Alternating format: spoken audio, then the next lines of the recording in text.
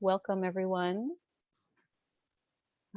This is supporting employability during COVID-19, evidence from short cycle programs in Latin America and the Caribbean. We will see that there's a poll up. I'm gonna get into those poll questions in just a minute. But first of all, I'm Nora Sonnen. I'm a technical advisor with the global education practice of FHI 360. Today, we're going to learn about short cycle higher education programs in LAC, what they are, how they can effectively support employability, and how they've fared during the pandemic. I'm going to leave the poll open for a little bit here and just get started by handing it over to Maria Marta Ferreira. Okay, excellent. So, well, thank you very much. It's wonderful to be in this session presenting the Fast Track to New Skills. This is a new report by the World Bank on short cycle higher education programs in Latin America and the Caribbean. This is joint work with my World Bank colleagues, Leili Dinarte and Marina Bassi, and with Professor Sergio Ursua from the University of Maryland. So the first question we need to answer is, what are short cycle higher education programs? In our region, there are two kinds of higher education programs. The first one is bachelor's programs that typically last 4 to 6 years in the region. And the second is short cycle higher education programs that tend to last 2 or 3 years. And to be completely clear, these programs correspond to level 5 in UNESCO's ISCED classification, and they go by different names depending on the country. They're named as programas técnicos, tecnológicos, carreras terciarias, carreras técnicas, carreras cortas. But to be completely clear, we are talking about higher education programs lasting 2 or 3 years. These are not courses that last 2 or 3 months or 2 or 3 weeks. And what is distinctive of short cycle programs? They're more practical, less theoretical than bachelor's programs. They're also very labor market, occupational oriented. They may give a pathway to bachelor's programs, and depending on the country, they are offered by universities and or other institutions. And they constitute a great promise for Latin America and the Caribbean. And the reason is that they form skilled human capital fast. And they do that in traditional fields, the areas where this program started, electronics, hospitality, nursing, but they also do it in more innovative fields, such as industrial automation, app design, cybersecurity, data science, nanotechnology. They're attractive to many students. There are students who don't have the interest in a bachelor's programs or the time because they work or they have family responsibilities or the resources or the academic preparation for a bachelor's programs. But they are also attractive to students who are seeking new skills, even after having completed a bachelor's degree, students that are trying to make a career change.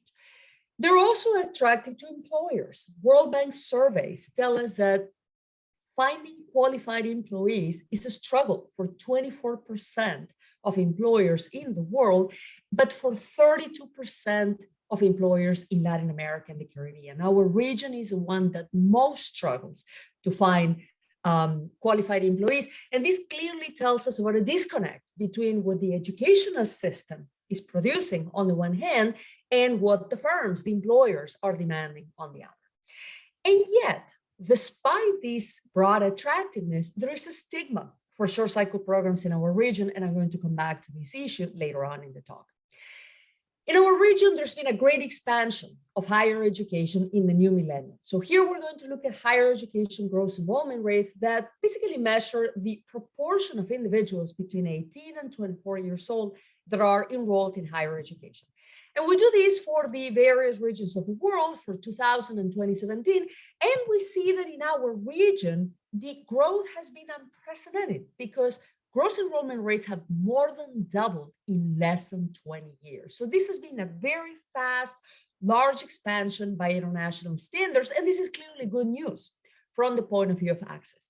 At the same time, despite this expansion, there are relatively few students enrolled in short cycle programs. So this time we are going to look at, out of all students enrolled in short cycle programs, what proportion are, out of all students enrolled in higher education, what proportion are enrolled in short cycle programs.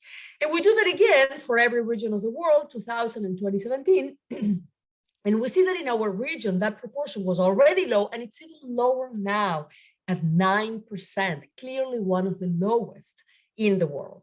And so this tells us two things. First, that big higher education expansion in the region was biased in favor of bachelor's programs and against short cycle programs.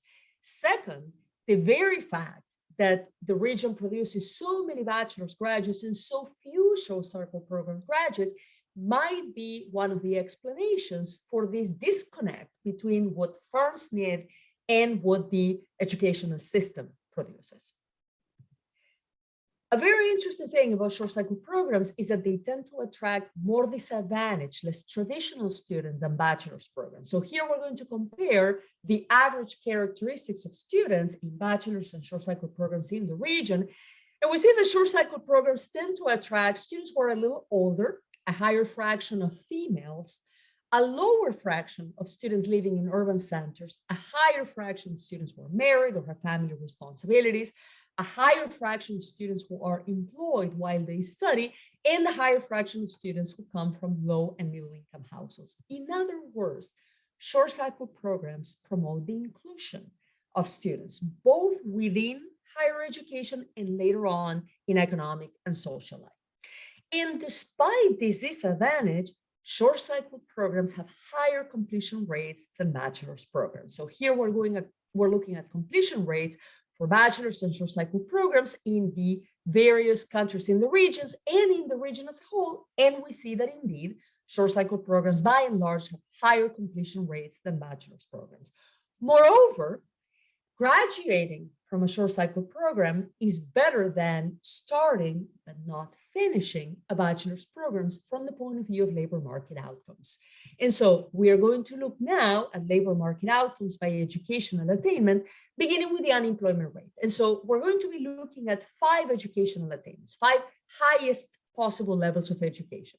Those who only finished high school, those who have an incomplete short cycle programs, those who have a complete short cycle programs, those with an incomplete or a complete bachelor's. And we see that indeed the unemployment rate of short cycle program graduates is lower than the unemployment rate of those who started but did not finish a bachelor's programs. When we look at formal employment rates, and of course we know how serious the informality problem is in our region, we see that once again, formality rates are higher for short cycle program graduates than for bachelor's dropouts.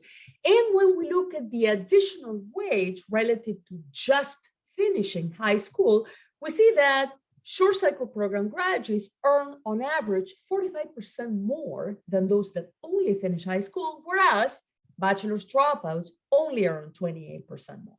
Now, these findings are extremely important because this type of student who starts but doesn't finish bachelor's programs, that is half of all higher education students in the region. So it better be the case that at least for somebody that half of all higher education students in the region, a short cycle program would be a better alternative than a bachelor's programs.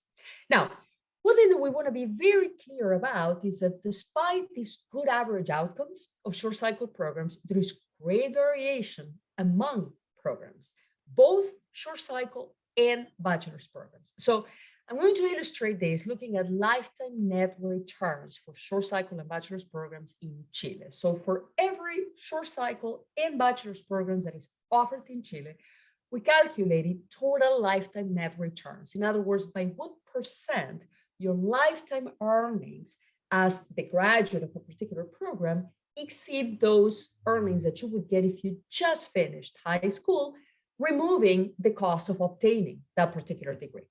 And so we're going to look at these by field of knowledge.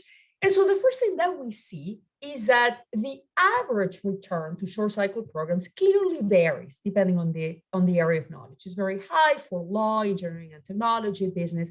It's relatively low, even negative for education and the humanities. So variation in short cycle program returns across fields of knowledge, but also within fields of knowledge, as we see when we examine the 25th and the 75th percentile for short cycle program returns. So tremendous variation among short cycle programs, but the same thing is true when we look at bachelor's degrees, to the point that the average short cycle program actually has higher returns than most bachelor's programs in science, education, or humanities.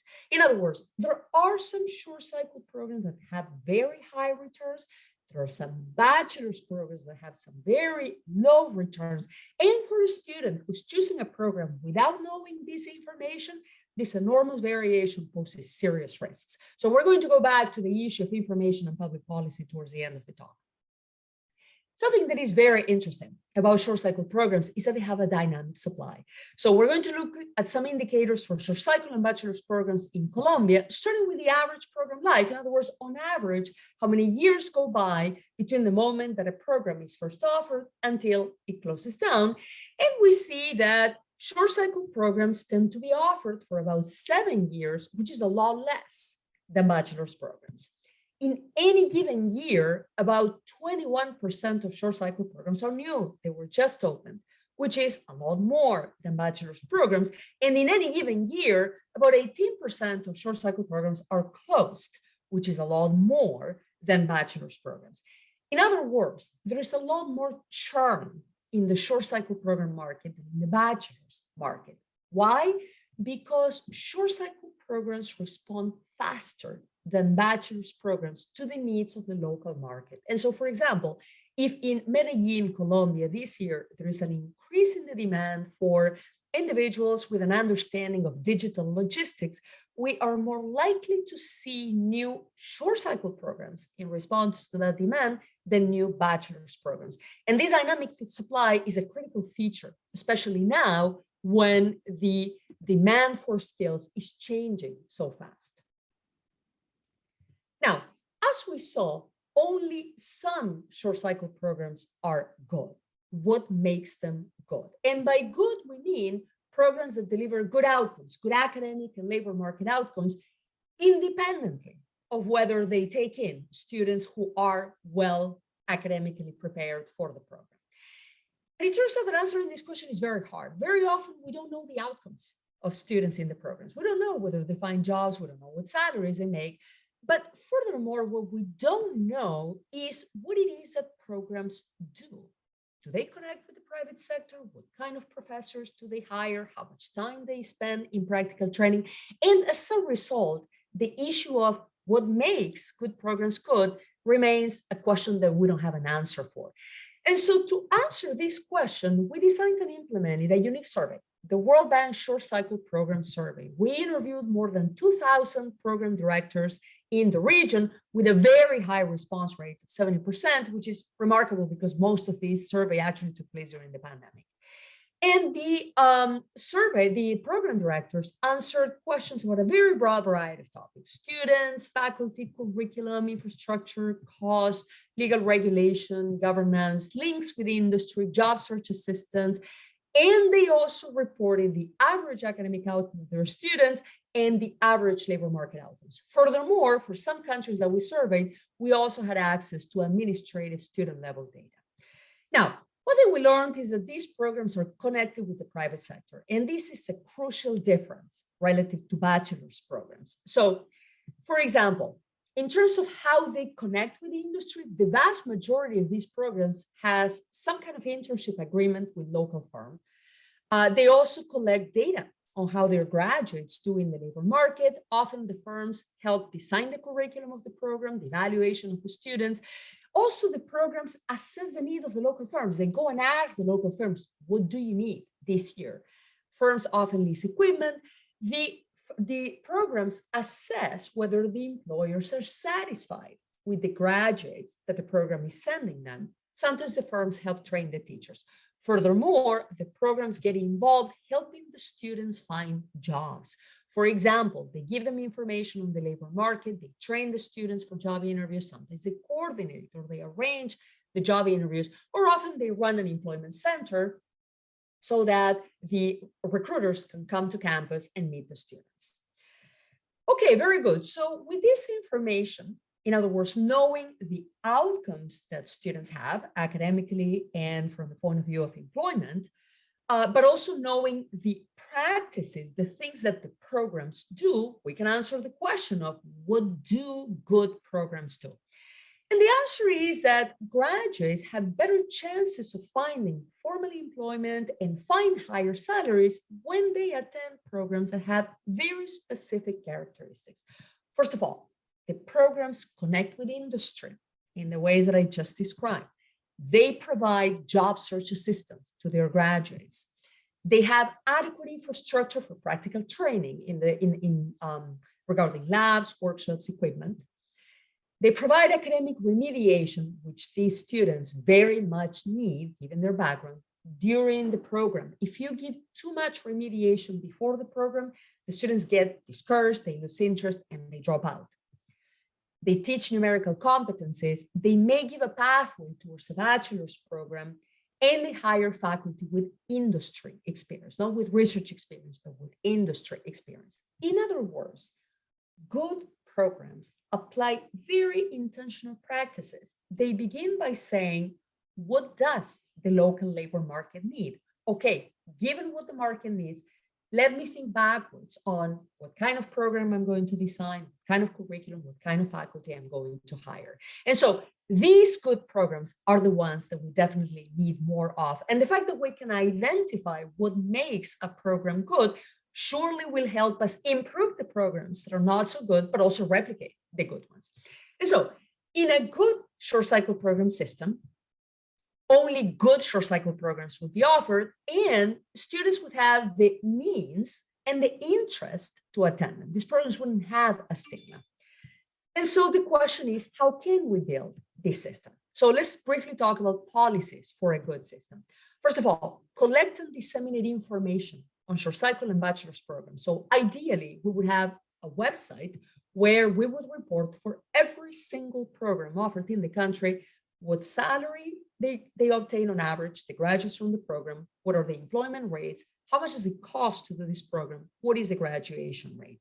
This information is critical for students, their families, and the regulator. So let's talk about regulation. We need to oversee and regulate these programs based on student labor market outcomes. We have a tradition in the region of regulating higher education based on inputs, never on outcomes. This is critical. The regulator has to make sure that only programs with good outcomes are offered, with good labor market outcomes. And task number one is to avoid the existence of programs that have very bad outcomes.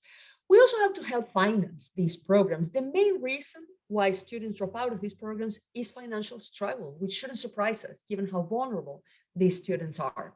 However, throughout the region, our countries give higher public subsidies to bachelor's than short cycle program students. So we need to reallocate higher education funding across students, bachelor's and short cycle programs, institutions, public, private, and also fields, because some fields are costly to provide and they're strategic for the economy.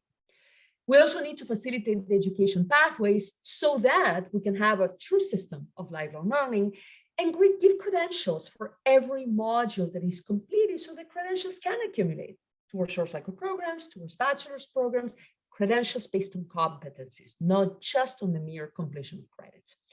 And we believe that a system where students can learn about every program and learn about how good some short cycle programs are, where the regulator makes sure that there are no bad programs, where students have the means to attend short cycle programs, and where these programs can lead towards bachelor's degrees, that's a system where the short cycle program stigma would be definitely much lower. So at this critical juncture, the region is seeking different educational outcomes, especially in terms of employability, but in order to obtain them, it needs different policies and strategies. We are not going to obtain different outcomes doing the same as always. And we need these new policies and strategies urgently. That's why we believe that now is the time for short cycle programs. If not now, when? Thank you very much. Thank you so much, Maria Marta. Again, I'm Nora Sonin. So I am pleased to share with you now some research we conducted under the USAID funded ADVANCE program, which is implemented by FHI 360, for which I serve as a technical advisor.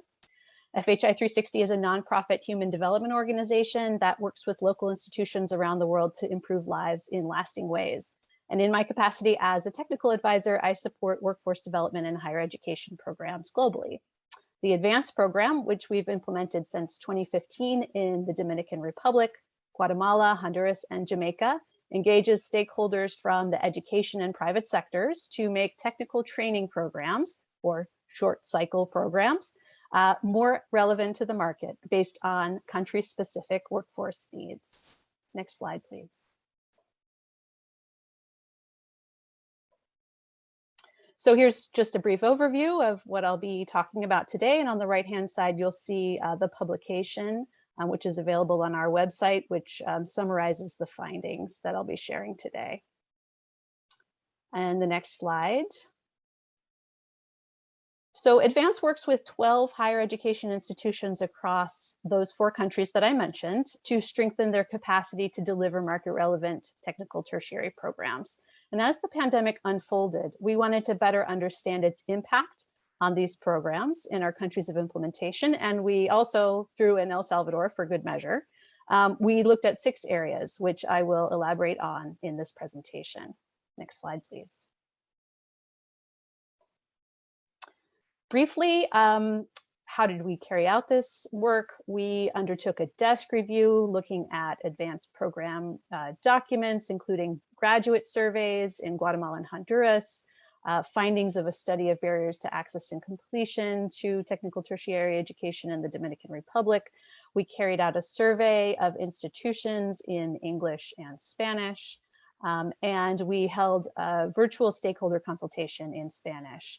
Our survey and consultation respondents included representatives of both public and private institutions, of universities, of community colleges, and of technical and technological institutes.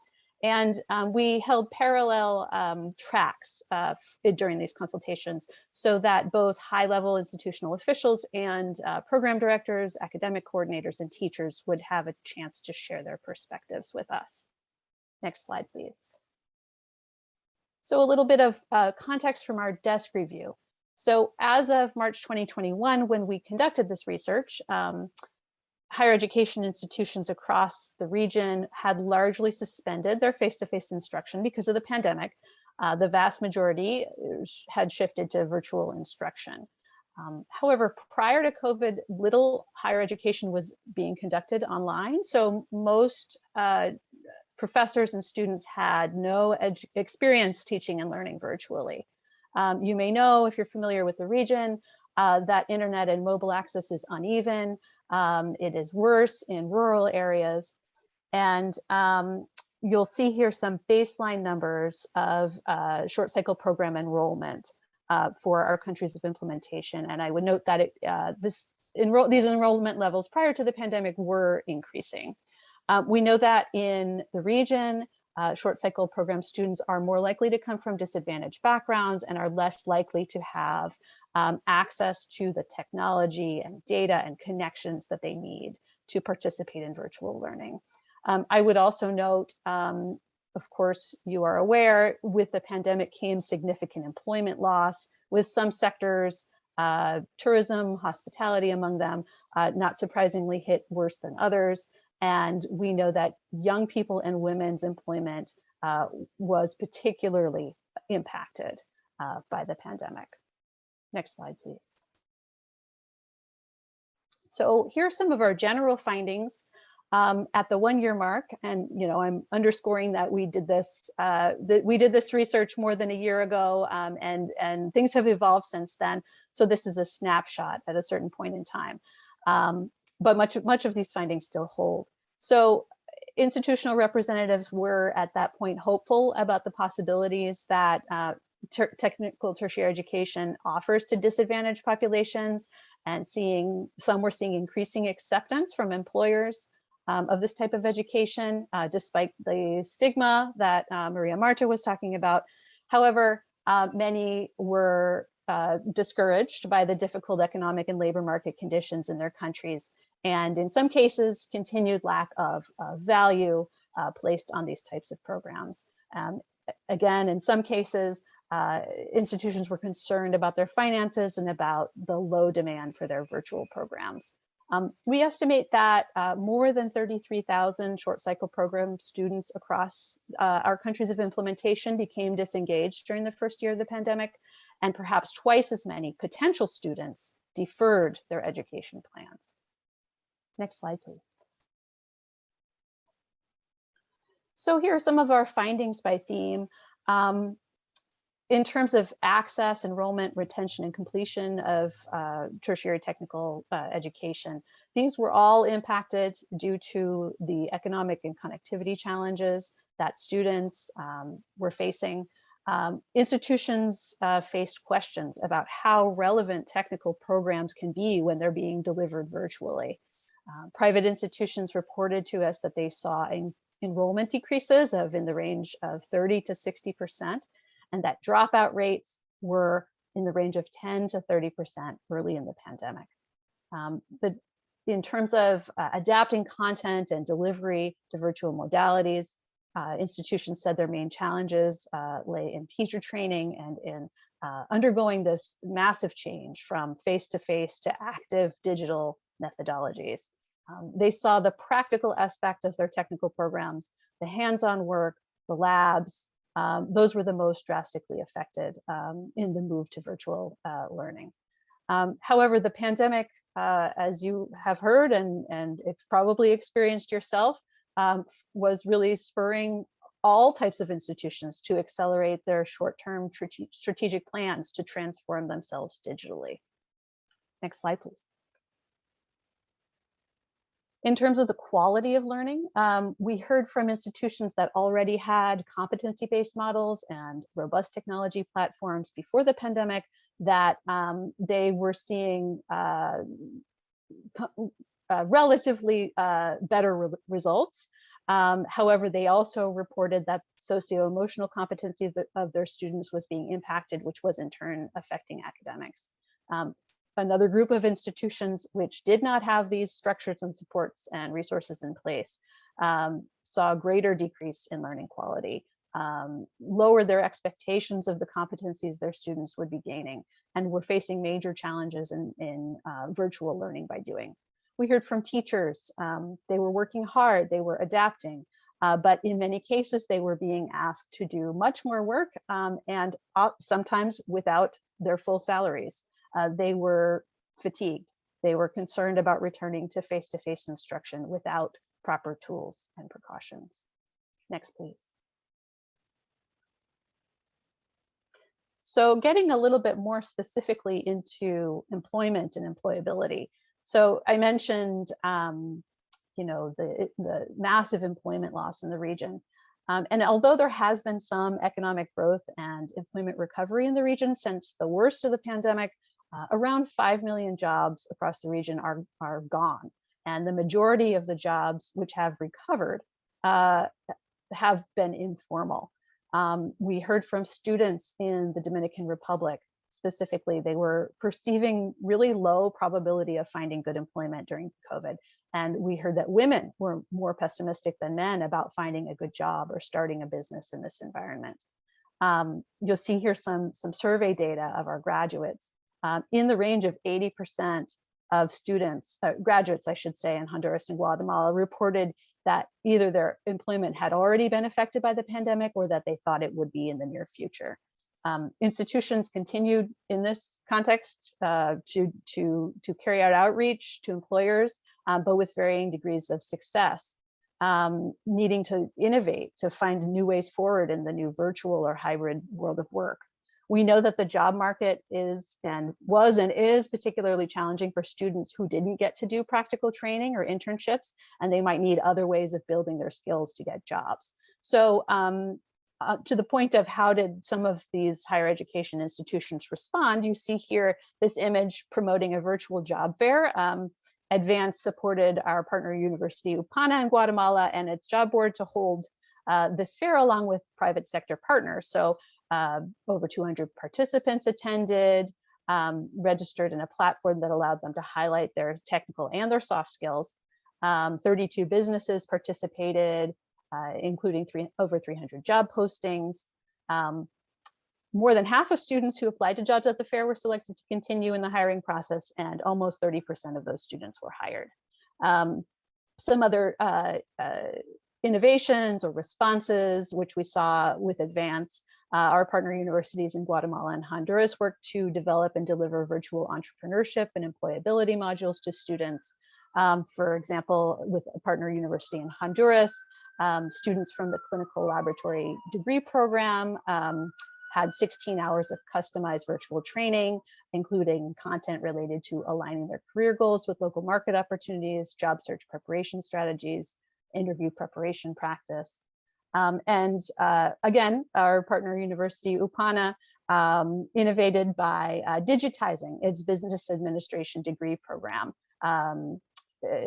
adjusting it to last 2.5 years in order to be more competitive and to allow for more practical time for students to master digital skills. And I want to highlight that in the next presentation, you're going to hear from my colleague, Ruth Chisholm, about initiatives to boost employability, specifically in Jamaica. So on the next slide, you'll see one of the issue areas that sort of underpins all of the above, finances. And these were a major area of concern for many institutions. The drop in enrollment has meant a reduction in institutions' budgets or incomes. They've had to reduce their expenses and reprioritize. They've had unforeseen expenses related to the pandemic, upgrade technology to provide virtual modalities. They've had to remodel workspaces, provide biosafety materials and equipment. And they have responded to drops in enrollment in a variety of ways. Through, for example, personalized monitoring of students, doing virtual outreach and promotion efforts, offering more flexibility and psychosocial support to current students, offering tuition payment plans and discounts, scholarships. And below you see some of the sort of short and medium term challenges that they are continuing to face. So adapting curricula and platforms to support hybrid learning now, reducing their fixed costs, streamlining their student services, continuously training their teachers in new methodologies and technologies, and the bottom line, increasing enrollment. So on the next slide, we'll see the final area of inquiry and learn about how the short cycle program market in these countries was shaken up by the pandemic. So the job loss that these countries endured, the shift to virtualization, really showed a clear need for more solid training in technological tools and competencies and new skills. And many of these can be gained through these short programs. At the same time, there's been an exponential increase in offerings from virtual education providers. And these are competing with existing technical offerings from higher education institutions. And this means more competition for students, and students are drawn to these short, flexible, free or low-cost courses. The new education players know how to use digital platforms. They're offering virtual trainings promoted on social networks. And traditional institutions see them as competitors. They see each other as competitors as well, but they're also seeing opportunities to associate and collaborate with each other, both domestically and on the international level. And the types of alliances that were formed, new types of alliances during the pandemic, include partnerships with telephone companies, broadcasting and media companies, but also new alliances with international cooperation organizations, with government, with NGOs, and with other private sector actors. And here you see our partner university, UPANA, and its private sector partners and job board that got together to produce that virtual career fair. So on the next slide, just to wrap it up, I hope to set the scene to help you understand the challenges that institutions offering short cycle programs in the region were facing a year into the pandemic, and then some of their initial responses and innovations with respect to employability. So of course, the pandemic had and continues to have a major effect on institutions, on teachers, and on students of these programs. And we really expect some of the changes they've experienced in the ways that institutions interact and compete with each other to have been transformational to the higher education landscape in the region.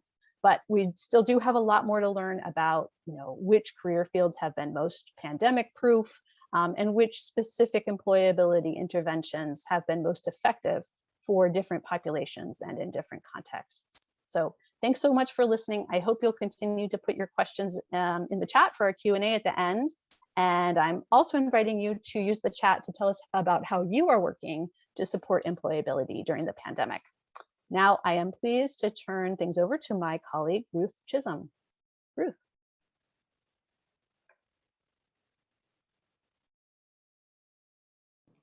Thanks, everyone. Thanks for those presentations. Thanks, Nora, for that introduction. I am going to share a bit about the employment opportunities we are working on with our partner institutions, particularly for disadvantaged youth. I'll give you some specific examples from Jamaica and, of course, share some of what we learned in Honduras, Guatemala, and the Dominican Republic. Next slide, please. So here you should see a reel of a few images from the advanced program. Advanced focuses on workforce development.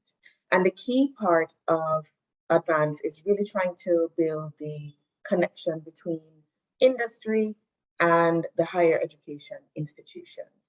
We started the program with a labor market sectors review, which meant we needed to understand the employers and we needed to understand the sectors that would be providing possible growth or work opportunities for some of these new emerging young employees that would be about to enter the workforce. I think you have to click the slide one more time for you to see the reel. Wonderful. So those are just some examples of the field activities that I will discuss during the presentation. We have learned that, as I mentioned, the industry connection is really important in this workforce development program. And so we have tried over the years as a regional program to build that conversation, bringing employers and higher education partners together. And of course, including the voice of the youth on getting them in touch with the right programs, aligning them with the right careers, and giving them the experiential learning to help them to stay the course and complete those short cycle programs that you heard some about from Maria Marta. So the advanced program is working to make that stronger connection, of course, always including the youth voice and youth participation. Next slide, please. So you've heard we worked in Honduras, Guatemala, Jamaica, and more recently, Dominican Republic. We have managed to partner with 12 higher education institutions, and we have worked to strengthen 21 technical degree programs, strengthened or developed new ones, as for example, we did in Jamaica. Next slide. We've learned it's a complex relationship. The employers, of course, want the new employees with the talent, the technical talent, but also with those soft skills. The students, of course, want the training that's going to help them with economic livelihood. That's what it's about. They want to be able to take care of themselves and their families. The higher education space is seen as very important by parents, guardians, and wider community. It's just a costly investment, but they see it as crucial. And of course, the higher education institutions want more students to enroll and of course graduate. That's also how they see institutional growth, and that's how they see support for future investments. We are pleased to say that we are seeing a paradigm shift, even with the complexities. There is greater dialogue. I mentioned bringing people together. Advance has been able to be an interlocutor for more dialogue among employers, higher education institutions, and the youth. We are seeing more of a common vision because there are so many social and economic benefits to building a more robust workforce. Next slide, please. So our regional efforts focus on training for demand versus just training for supply. And when we speak of collaboration between higher education and industry players, this is even at the curriculum level. It's at the recruitment level. How do we talk about the careers? How do we talk about the industry? How do we talk about the possibilities for employment or even entrepreneurship, which we will allude to later on? This is how those associate degree programs were designed, with the industries in mind. Next slide, please. These are some of the higher education partners we've worked with in the regional program. And for example, you'll see that IPANA focused on business administration, marketing, and sales based on their industry needs. Tech focused on web design and development and auxiliary nursing. Next slide. In Jamaica, the Council of Community Colleges focused on health and wellness, tourism, and agri-processing and business management, while in the Dominican Republic, for example, ITSC focused on gastronomy, logistics, events production, and nursing. Next slide. With all of that, the higher education partnerships, collaborating with industry players, engaging employers, we also saw how crucial it was to understand the need of the students and to understand the profile of the students. And we did this across the region. You'll find that with that complexity we discussed earlier, the student has to be at the center. And by understanding the students, that's what helped us to make customized activities to serve them, help them, and to strive to support them as they pursued higher education. I'll share some examples from the Jamaica student profiles. The striver, attending school while working a low-income job and also participating to helping to take care of the household.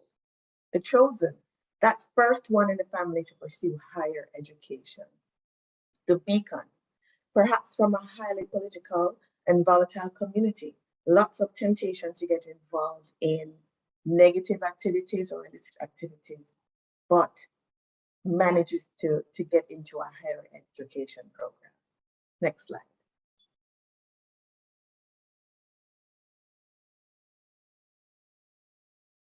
So in our regional strategy, the advanced program applies a theory of change, where we have seen the value of reaching back to students at the secondary level via career fairs, perhaps sessions with guidance counselors, and even through career awareness campaigns. As I mentioned earlier, how important it is to give them that information to help them to even see what is possible and to believe they can achieve it. We also reached into employers, having those industry seminars, encouraging them to open their doors to company tours, and this would have been for students and also for faculty.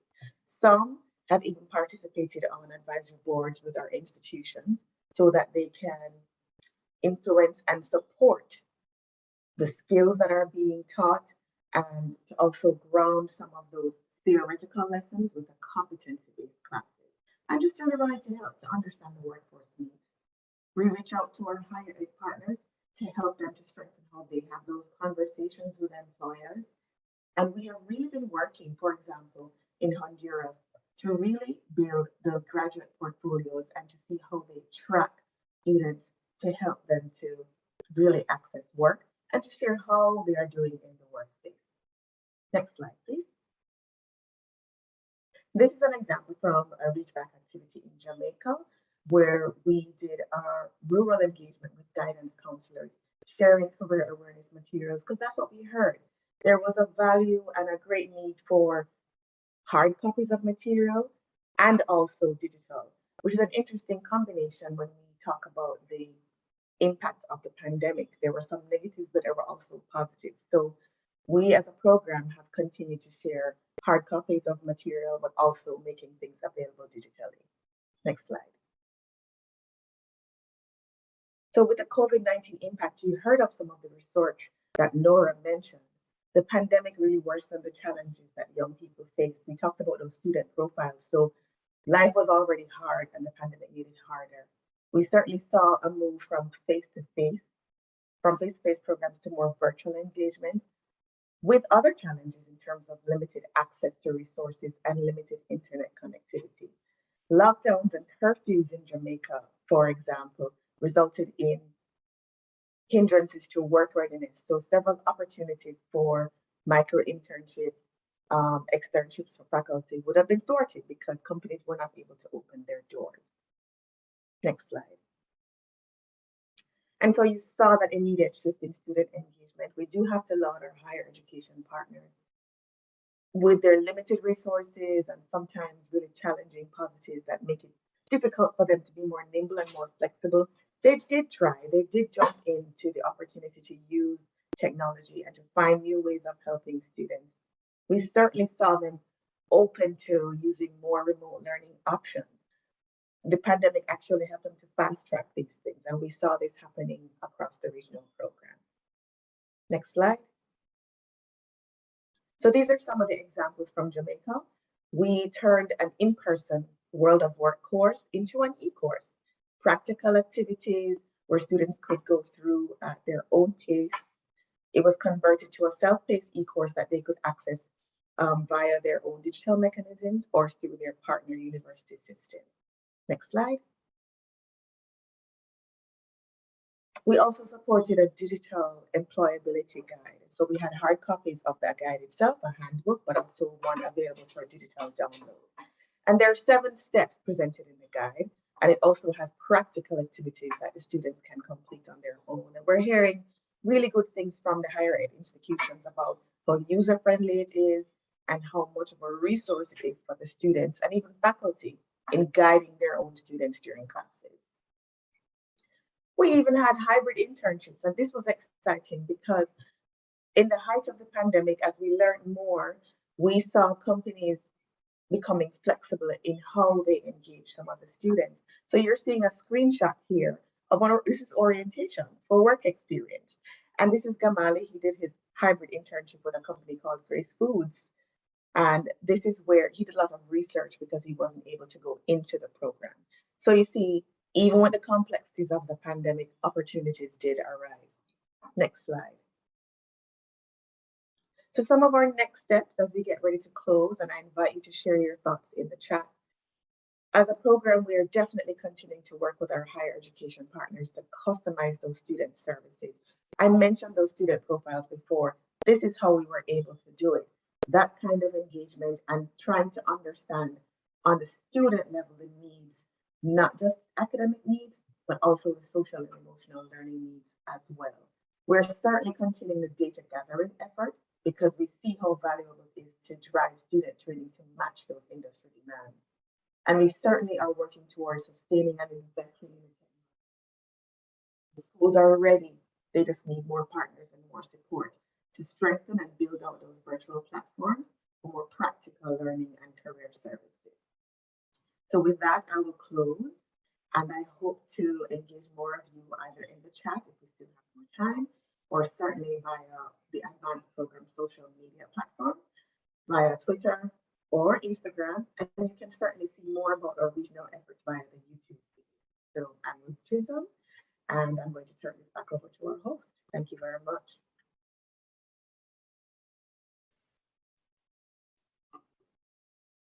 Thank you so much, Ruth. I would invite the audience to put any questions in the chat now, or to unmute yourself and to ask them. I see Rob is asking if the student employability guide is available to the public. I believe it is. Yes, it is on our website, advancedprogram.org. If you look under resources, I think it's the most recently uploaded resource. And Rob has made some other, has had some other reflections for us in the chat as well. Interested in the point on churn and response time by short cycle programs, and also if a question perhaps to both of you, and also if there's anybody in the audience who wants to reflect on if anybody saw remote learning as a way to gain access to additional students. I did learn through my research that there were students who, I remember in the DR, we heard from students who were appreciative of the opportunity to do remote learning because they did not have to commute to campuses which were far from them. They could attend classes sort of during downtimes in work shifts. And we learned about a student in Guatemala who prior to the pandemic had been commuting by walking 3 hours to campus. He still had to walk 1 hour up a mountain in order to get a signal. He lived in a really rural area, but but that was less of a commute for him. So although that sounds like a major hardship, for him it was actually a bonus in that way. So other thoughts, reflections from the panel on those questions?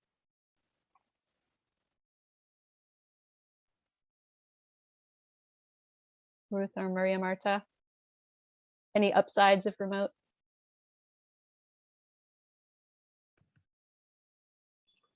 Yes,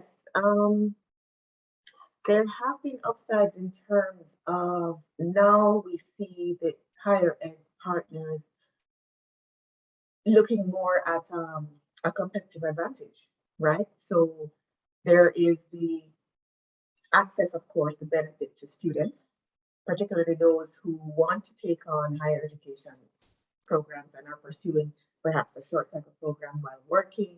It gives them the flexibility. So when I mentioned those student profiles, the single mother, the young person who is still supporting the family, it does give them more flexibility to the remote learning. But at the institution level, you see them seeing it as, look, a viable way to compete.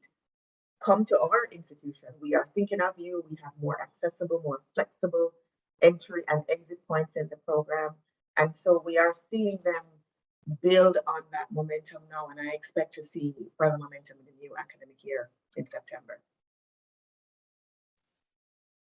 And I see that we are actually at time. If we have just one moment, maybe Maria Marta can speak a little bit about the churn issue. And I'm curious if there are ways that, not just in technological institutes, but higher universities can be more responsive to labor market needs.